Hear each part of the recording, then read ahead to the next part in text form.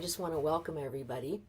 As most of you know, I'm Christelle Estrada. I'm the Title III specialist, and part of my responsibilities and privileges is to actually work with families, communities, and LEAs for students learning English, and then what equitable access looks like, and then supporting you in designing competency-based ESL endorsements.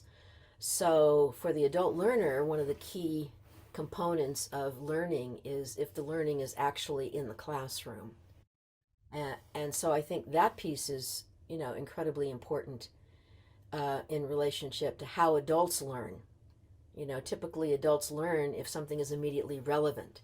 If it's so theoretical that it's not really embedded in the work they're doing, it's really challenging to actually change, their practices. So we're going to just go around. We'll actually start with the kind of financial aspects, but we're going to go around and introduce ourselves. So Tammy, I'll start with you. Hi, I'm Tammy Long, and I am the compliance manager for all the title programs. So anything compliance, just let me know. Tammy has been really amazing, and the allowable expenditures, we just redid the Title III website, where now it can be translated into any language. And then in the first part of it, it talks about allowable expenditures. And the reason that's really important is not so much, it is about a compliance issue, but it's more about thinking more strategically about how you align resources with Title I funds and Title III funds as supplemental to state funding, right? So that's really the point. I found out that there was like some really incredible miscommunication to charter schools, and we're trying to fix that. That when you get Title III funds, if it's for supporting students learning English, you can use it for, salaries. You can use it for a wide range of things instead of thinking, well, we should waive these funds because the obligations are too much. And you might not be getting like the best information around allowable expenditures, right? So that's available on the Title III website as well. So Max, could you introduce yourself? Sure. Thanks, Christelle. Good morning, everybody. My name is Max Lang, and I also work for USBE. I work in federal programs. Our section is called ERSI. It's ESEA, Federal Programs and Related State Initiatives. So I also get the opportunity, among other federal programs like Title I, after-school programs, Indian education, migrant education, homeless. I get the opportunity to work with and learn from Christelle Estrada. Thanks, Max. So I'm just learning from students and from all of you. So if we're a community of learners, it's the way in which we work together. So why don't we go across? So Lizzie and then Esther. Hi, my name is Lizzie Matheson, and I've been working this year as an instructional coach at Summit Academy and English Language Learner Director. Thanks, Lizzie. Esther? Hi, yes, I'm the Executive Director of Entheos Academy. We have 2 charter schools on the west side of the Salt Lake Valley and lots of multi-language learners. Thanks, Esther. Dina? Hi, I'm Dina Wecker. I work with Esther at Entheos Academy. Thanks, Dina. I first actually met Dina when we were doing the core academy, I don't know how many years ago, 10, 15, I don't know, whatever. So Lindsey? Hi, I'm Lindsey Heinig. I'm the director at Monticello Academy in West Valley City. Thanks, Lindsey. How about Lauren from APA? Hi, I'm Lauren Butterfield. I coordinate the Title I and the Title III programs at American Preparatory Academy. Thanks, Lauren. I've actually, I think, visited most of your schools. So Liz, I think it's Otter or Terre. So you have to correct me. Liz, could you introduce yourself?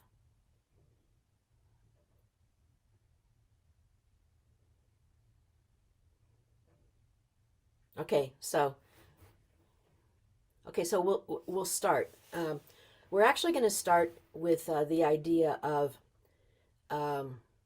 federal funding related to charter consortiums.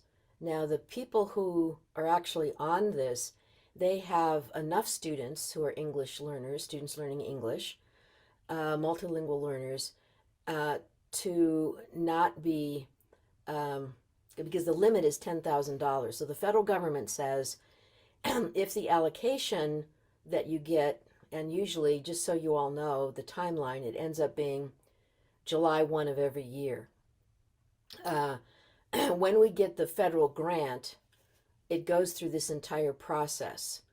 And part of the process is that the 5.6 million or the $6 million has to be allocated in a specific way. 5%, and Tammy, pay attention because I might get this wrong because you're the expert. Part of that funding goes to LEAs that have the most significant increase in immigrants.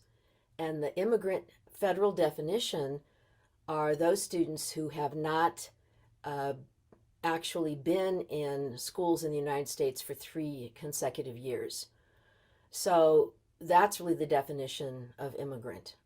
So then we have to go to the data people, and there's a very complicated calculation that originally, when I first came into Title III, we were in big trouble about because we didn't have a very accurate calculation.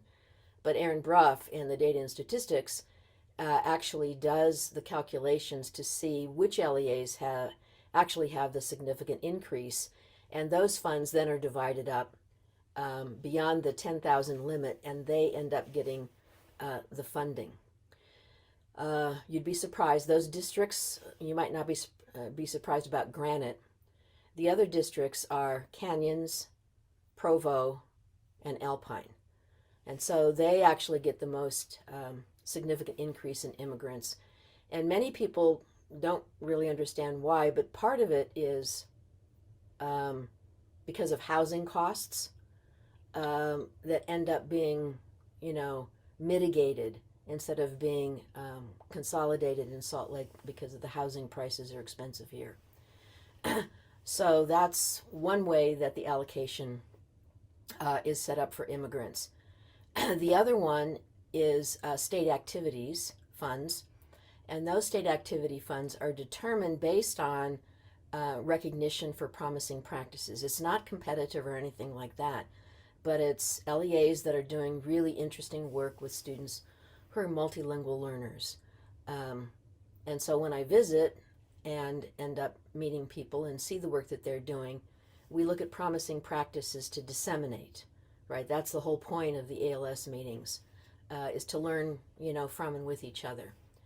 So Tammy, do you want to talk about the issue of the fiscal agent and the obligation of the fiscal agent? Because in charters, which are also small rural districts that organize themselves,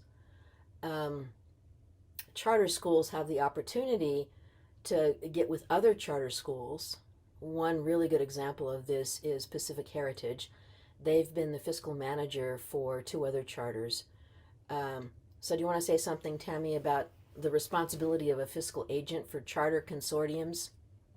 Yeah, Christelle works really hard on getting the fiscal agents and stuff for these charters who don't qualify for that $10,000 award on their own. So she creates these consortiums, and we have to have a lead LEA. So one of the charters has to step up and be responsible for the group of charters who form that consortium. And it's kind of a tough role for them, but we really appreciate how they do it, and they step up and they're accountable and they know what they're doing. There's still a lot of confusion around it, and we really try hard to make sure everybody understands that once they become a fiscal agent, they're the fiscal agent for that year's funding till the funding is gone. And so they think that just because the next year there's a new consortium that person takes over, but they don't. Once you become a consortium lead, you are the person for the grant period. So but we put a lot of work into it, and Christelle does an amazing job. Well, thanks. So does Tammy. I mean, so I'll give you a concrete example. So one of the consortiums uh, is Itinerus, and it's interesting because Itinerus ends up not having, they have about $2,000, $3,000, but then because they're willing to be the fiscal manager and they want to learn how to be the fiscal manager, then there are like 6 or 7 or 8 other charters who join that consortium.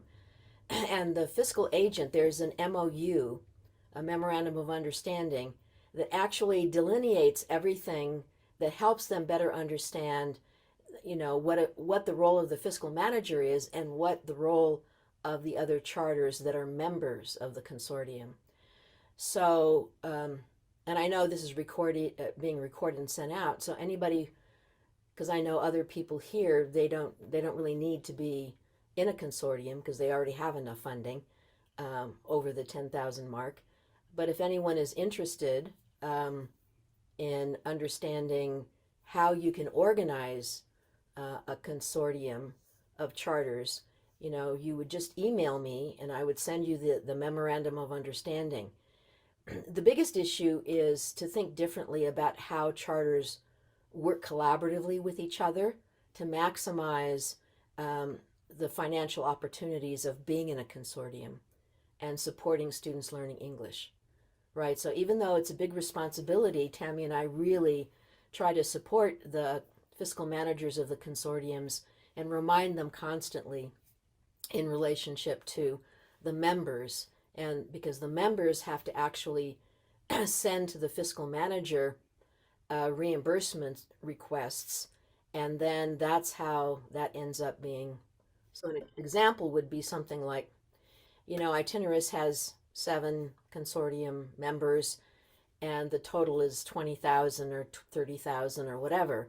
And so then they end up getting that kind of the total amount from all the members, and then it's their responsibility to remind and get the other charter members to send reimbursements for those funds for that fiscal year. So, it's a really challenging position, but it's a great opportunity for charters to develop a different kind of way in which they work with each other. As I mentioned, Sheena, who's a wonderful principal at Pacific Heritage, there are 2, herself, and then 2 others. And this year, they actually were above the 10,000 mark, but they wanted to maintain their relationship with the other charters and support them. So it's a different way of thinking about how charters work with each other. So do you have any questions about a charter consortium, even though I know most people here, have funding beyond the 10,000 mark? Any questions? I have a question. So when a charter is working on the self-assessment form to make sure that they're in line prior to, if there's areas where the charter is like, we still really need to work on this area to get there. And would you say wait until you're there to even consider a consortium to make sure that, does that make sense, my question? Yeah, no, I think it's actually really an excellent question. I think the other thing is, so this is another way to frame it. Another way to frame it is, so how can we work with other consortiums to actually better use the self-assessment to come into compliance and understand, the federal and state legislation? So that's another way to think about it. So, my impulse in general, and you all can jump in, because sometimes people consider me a little radical. I just think you learn by doing. I think you figure out, okay, so we're going to jump in and we're going to get other consortiums and we're going to do the self-assessment and we're going to get them to sign the MOU, and then we're going to work together, and we might do, common professional development. We might share. You have an advantage because, Summit Academy just got their competency-based ESL endorsement approved, right? So you have a lot to share with, other consortiums. So just think about that. Is that helpful? Yeah, that's super helpful. It makes a lot of sense. it makes me think we don't have to be perfect in order to get there, but we need to be rapidly working, right? And going down that road and just continuing to progress. So that makes a lot of sense. Thank you. And then I do have another question. Sorry, we're very interested in this, so I might have a few, but another one is, what would you recommend is like just the first step to start getting interested in a consortium of starting one?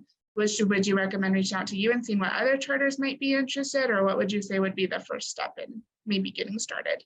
Yeah, I think the biggest thing is because in the law, it actually says something about regional consortiums.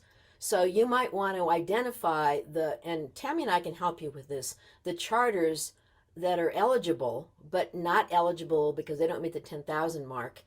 And we can send you a list of charters that are kind of in your region, right? And then you would reach out to them, because I think that's the point. You're maximizing the opportunity of economic resources based on a regional approach.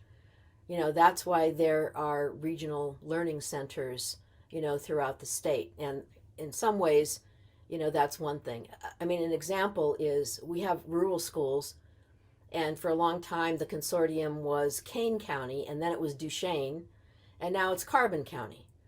So, they get to, in the consortium, you end up getting to know the people in your consortium, whether it's a charter or it's a district that's rural. And so then you organize your work in a way that you develop those relationships, and so you don't feel so isolated. Does that make sense? Yeah, that does. Thank you. You're welcome. Okay, any other questions about the consortiums and charters? Because we'll let Tammy go, because I'm sure she has other things, because she's my loyal, trusted, what shall I say, fiscal manager. So we're really clear about allowable expenditures, and we don't play games with anybody. We're just like incredibly direct. And the reason we are is because nobody actually wants to be audited by the federal government, and you actually don't want to be, involved in a civil rights law case, obviously. So what we do is to try to create those opportunities for you to learn and be strategic in the way you make decisions. So Tammy, thank you, dear. Appreciate it. Thank you. You're welcome. Okay, so now we're going to go to what I think is one of the most interesting and powerful experiences. And of course, it's based on, which is again very interesting, it's based on state legislation that talks about competency-based education. And so the idea about competency-based learning, the initiative was really focused on student learning, which I know one of the key components that Pacific Heritage does well, and also Esther and Dina do very well, is individual learning goals, right? Because then that's personalized. So personalized competency-based learning and the legislation gave us an opportunity to actually create that for adults, so that adults have personalized competency-based learning, and they're not, mandated from kind of a bureaucratic viewpoint without taking into consideration their experience in the classroom and how they're learning. So because, of the legislation, well, even before the legislation, when I was a teacher in Pasadena, we did this. I still do this when I do courses with students. It's all personalized and they have individual goals. I decided that I would get permission from USBE to do a pilot project.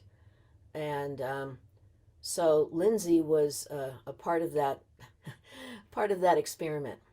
So we're actually going to start with Lindsey about her experience, and then I think we're going to go to Esther and Dina about their experience, and then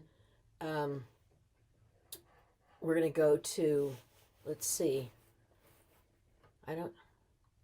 Lizzie. We're going to go Lizzie because she's the one who, they just got their program approved. The key component is it's all based on the TESOL standards for teaching students of other languages, right? So, and that's how every university program is accredited. So when universities call me and email me and they're stressed out about, someone is saying I need to update my, I don't know. When universities say to me that they don't understand about competency-based, I'm really clear that their programs are accredited based on the TESOL standards for K-12 teacher preparation courses. So that's how the ESL endorsement is designed. It's designed for the way in which universities then are accredited. And now the ESL endorsement has been designed for 7 different pathways, because it shouldn't be just, I mean, the whole point about competency is to give people choice. I mean, you know, and give them credit for making decisions about how they want to learn to be an effective teacher, right? So that's kind of the background of how we worked originally in a competency-based design based on personalized goals. So one of the things that I send out to people, and anyone who's listening to this, they want it, they should ask me for the rubrics that help teachers assess themselves and then set goals, because I think that piece is really important, and any other resources to help them better design what works for them in their actual context. So Lindsay, do you want to just kind of, you could start, that would be great. Sure. I'm happy to start. All right. So I think this is the 4th year we've run this ESL endorsement program. I might be wrong. It might even be the 5th year actually, which is pretty crazy, that we've been doing this for so long. And every year I feel like I'm learning and growing in how I'm supporting teachers and students. And I just absolutely love this. It's one of the most satisfying things I do every year with my teachers. But we really did build this program to give adults an opportunity to demonstrate competency through these evidence-based practices and portfolios that are all around how teachers are taking those TESOL standards and what they're doing in their classroom around them. And I love this because you're looking at all of these standards. I can't remember how many it is, but it's a lot. It's like over 50 standards that you have to look at and really gauge, where am I with this? Could I prove competency right now? Or is there some work that I have to do to prove competency? And we ask our teachers to really be honest with themselves. And then after they're honest with themselves around these different standards, they set goals for how to meet what the standard's asking. And for some of those standards, for our PE teacher, they might not be as relevant. For some of our teachers, it's really nice because it's not forcing them into this box that they have to do all of the reading about language acquisition from the perspective of a reading teacher. They get to look for other opportunities and other ways that they can prove competency. And I think that that is the most exciting part of it and the most challenging part of it, because you're taking a bunch of adults that have been used to a checklist their whole life, and they're expected to be the creators of their own checklist. And for a lot of us, that's not something we've ever been given permission for. So I love that this program really does give permission for that and gives adults permission to adjust on the fly, to change as they learn, to really just kind of come into their own as a competency-based learner. And I've done programs that were competency-based, but it's really still just checking boxes. And so this to me is what true competency-based learning should be. You find a way to prove that you can meet those standards that's meaningful to you. So every year we have teachers that start this, and I think I have one teacher this year, and she's on year 4 of working through the program. But I love that. It's really meaningful work to her. It's just taking her a little bit longer to do it, and that's okay. It doesn't matter. There's really no deadline, because she's always learning, and her work from year 1 to year 4 has changed dramatically as she's seen not only how it affects her students, but how the work other adults is doing affects their students. So it's a little bit difficult to, I'm sure a lot of you guys know, I've worked with a lot of you on building these programs at your schools too, and you've seen what we do, but it's a little bit hard to give an overview of what it is because it's different for everyone. And that's really what I love about it. But something that I did want to bring up was that I think that these TESOL standards as they're written really do give teachers the opportunity to reflect on their teaching, like Christelle was just talking about, and then ask themselves the question, is what I'm doing working, and how do I know? And if they can't answer that question, how do I know, then it doesn't matter if it's working or not. And so that's what we're always pushing our teachers to justify, that what they're doing is working. They have evidence. And that's the difference I see between a program like this and a lot of competency-based programs, is that you cannot justify that you've learned something because you don't actually have evidence. And just taking a test and kind of checking those boxes, I don't think is good enough evidence. So we see every year that teachers have made drastic adjustments to their practice, and that they've really kind of changed who they are. And every year when we have our final presentation of a portfolio, it all comes back to a lot of the same things. The teachers find that they are building really strong relationships with their students, and that they're using data from their individual students to drive their instruction. And I think that this is a great model, and I love that we've all been able to work on models that work for our school or ourselves as leaders. And I think I don't think there's one right answer for these competency-based programs, and that is really scary. But at the same time, it is part of why it is the most meaningful and exciting work that I've ever done. I don't really have anything else. I just am always plugging for these competency-based programs. I mean, I have a presentation, but I don't know if you guys want to see that. Well, you know what? You can send it to me, and then we'll attach it to the, our conversation, which will be really, really great. And of course, Lindsey won't talk about, how terrifying it was to be with me for a year. Oh, I'll talk about it. No, that's all right. Because, I wasn't willing to assign them readings, and I don't know that there are two protocols that we used when we were actually kind of piloting the project at the University of Utah. So do you want to say anything about the two protocols? Yeah, we still use them. I think Lizzie got to witness one of the protocols in action I guess that was months ago now. But we do a tuning protocol where our teachers present one of their goals, what they say is their most important goal that will have the most meaning for their students. They present their goal, and they present the evidence for how they've met the goal or how they're showing competency. And then we go through a protocol where we look for where the evidence is well aligned and where the evidence is misaligned. But the way that we have that conversation is in a really low stakes way, where we actually have the teacher, after they're done presenting, kind of remove themselves, and we have a conversation about the work and about what they've done, in just a way that feels really positive and safe. And it's always about improving the work. It's never about the person. And everyone loves it. We always debrief at the end. How did you feel about this protocol? And everyone just thinks it's the best. And then at the very end of when we do the portfolio exhibition, our teachers don't present their whole portfolios. Except I'm starting to rethink that, because there's so much great work, but they take again their most important goal and they present that, and we do a success analysis protocol where they identify the greatest success that they had throughout the year, and then they just reflect on that, not only how it changed them as an educator, but how it could be replicated by other educators.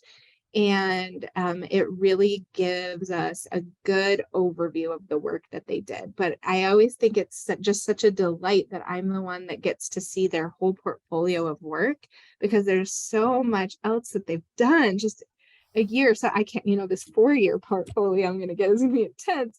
But years of work that is all put together, and it's always just more impressive than I could ever imagine. If I had assigned them to do these things, the meaning would be lost. But when they assign themselves to go knock on their neighbor's door that doesn't speak English, so that they can start to build a relationship and just see what is it really like to, to build a relationship with someone who doesn't speak English as their first language. And what is it really like to start to immerse yourself in their culture and help them figure out? It's like, I can't tell somebody to do that. That can only come from their own experiences and desires to learn and to be better. And every year I see these incredible goals that just show so much growth for the adults. And that is just the hardest, scariest thing as an adult, to say, I'm not done. There's more I need to learn. But yeah, so those are a couple of the protocols. Thanks, Lindsay. The first year the portfolios were done, I was really impressed with the PE teacher who did some really incredible work, and so you'd be surprised like how immediately relevant what it is that they're actually doing with their students. And then last year the art teacher did an incredible exhibition that was so powerful. And then these examples have been magnified at Wasatch District when their portfolio exhibition is happening. I have the date, and there'll be lots of people coming in the kind of gallery to see the exhibition. And this goes back to the way in which adults learn. If it's not immediately relevant and you can't apply it, then why would you actually, and this, of course, students as well, why would you think they would actually learn it? Right? So that's really kind of the point. So we're going to go to, thank you, Lindsay. And you don't have to stay. You can stay, but you don't need to, because I know you're busy. I do. Unfortunately, I do have to go in just a few minutes, but thank you so much. Well, you're welcome. Thanks, Lindsay. Okay, so Esther, do you want to start out with your experience? And Esther and Dina, you can share.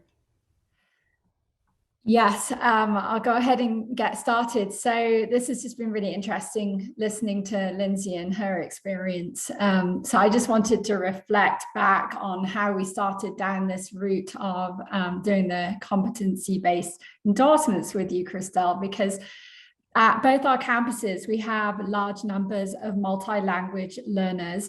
And as we have learned over the years, sticking kids on a computer program just because they're a multi-language learner is not going to magically, make them proficient in their English skills. It's really not the way to go. So we had just struggled for quite a lot of years with really not experiencing much success with our multi-language learners. And then at the same time, we were getting a lot of newer teachers or teachers coming to our school who were not ESL endorsed and didn't have any ESL background.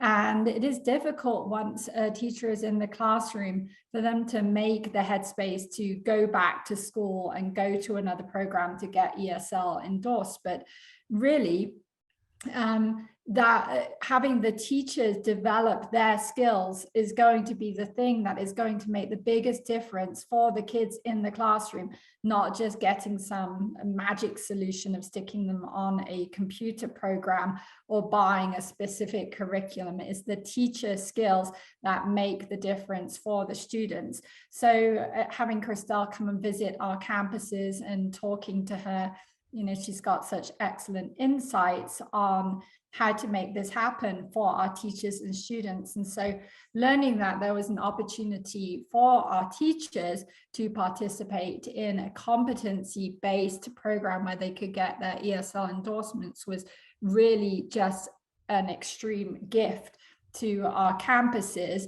And then in a minute, we'll have Dina talk about how we built that out and how it looks now. But we've had quite a lot of our teachers at this point go through the competency-based endorsement program, and having them learn or read the bookwork and understand the philosophy and understand the TESOL standards, but then get to make their own personal goals and apply their learning in the classroom directly, like Christelle spoke to, that application portion is the part that makes it stick. So having the book learning tied to the actual application in the classroom with personalized goals is just a really, really excellent way of embedding the learning and making a real tangible difference for our kiddos in the classroom.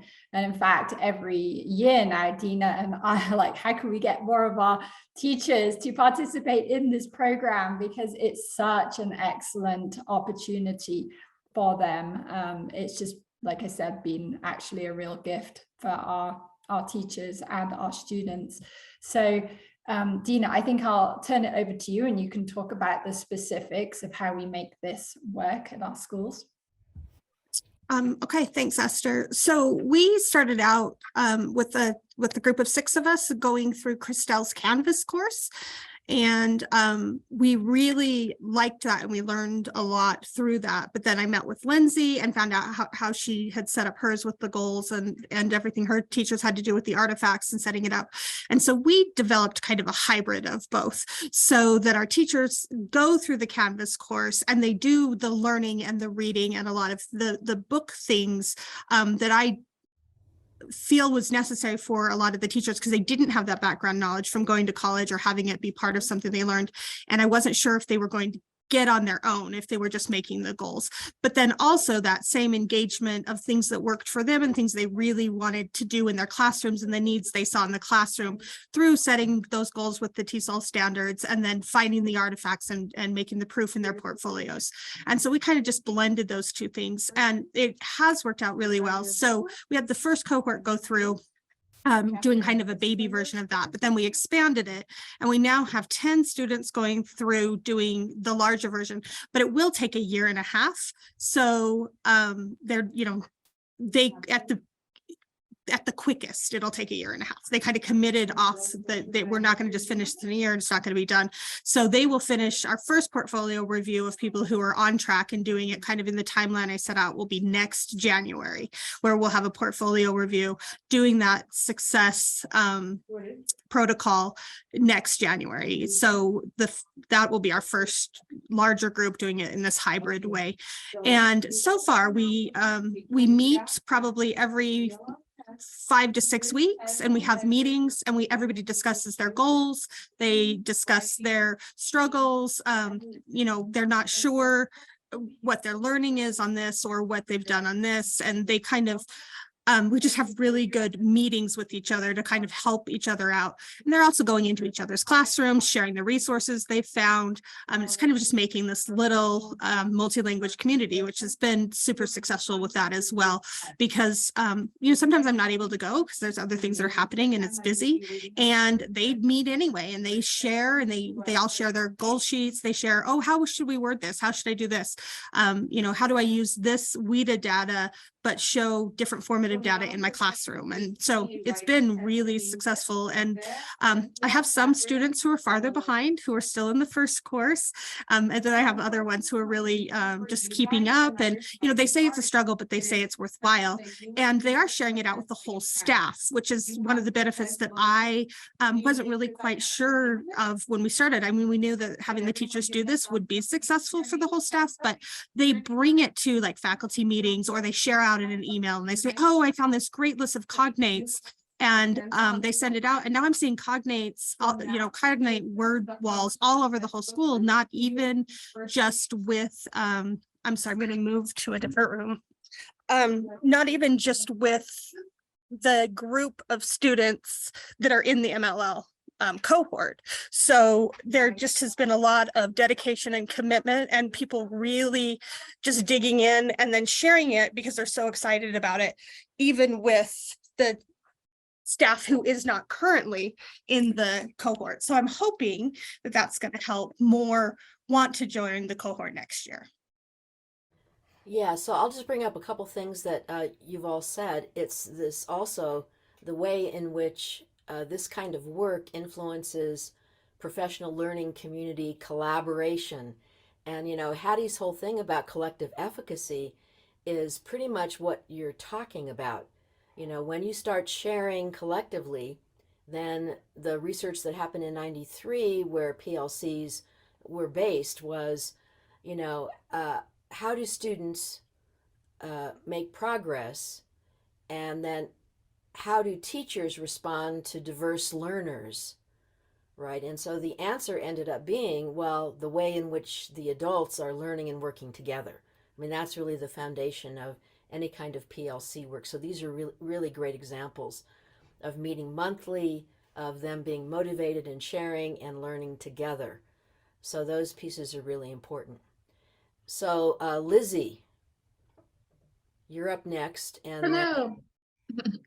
All right, I'm excited. It's fun to hear Lindsey and Dina's how they're farther into it. And I've met with both of them. They've been great at helping us. They really made our pathway much easier to develop because of all the work that they've done. So I just have to say thank you. And I hope that's empowering too, just to see your work flowing through to more students.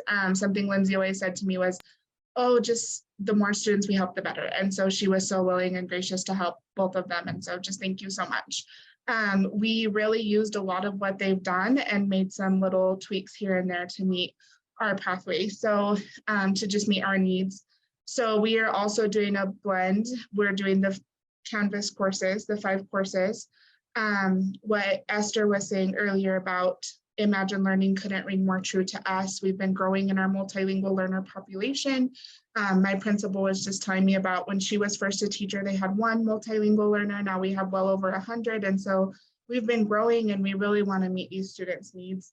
A lot of teachers have been asking, well, what's our program, or what do we do? And sometimes I get panic emails over the weekend of, I'm getting a new student on Monday, and we've been trying to train, but we need more.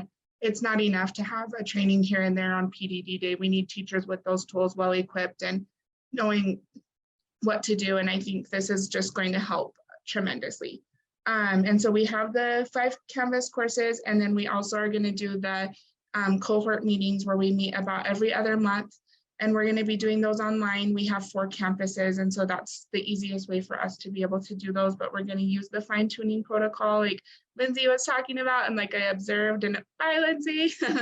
And it was really awesome to see in action. So we're going to be using that. And then we're also going to be something maybe a little different. We're going to be doing semesterly observations with coaches. So we have a coach at each campus, and they'll be doing an observation every semester, and then they'll be using the thing is making me go blank, but it's the observation tool that Christelle shared. I'm not sure the actual title of it, but I think it's a Title III observation tool that she has. So they'll be using that, and then self-reflecting with the teacher. So using the coaching model to ask questions. So it's not just an observer telling, okay, this is how you did, but the teacher actually self-reflecting and going through that. And maybe I needed more visuals or things like that to help the teacher self-reflect on their in-classroom practice, which we're excited about. We're big into coaching at Summit. So I think that'll be a good way to help continue that work that we've already began. And then the teachers will do a portfolio, and then we're going to have a portfolio celebration night, which we're excited about to get more teachers excited. So we're really just in the beginning process.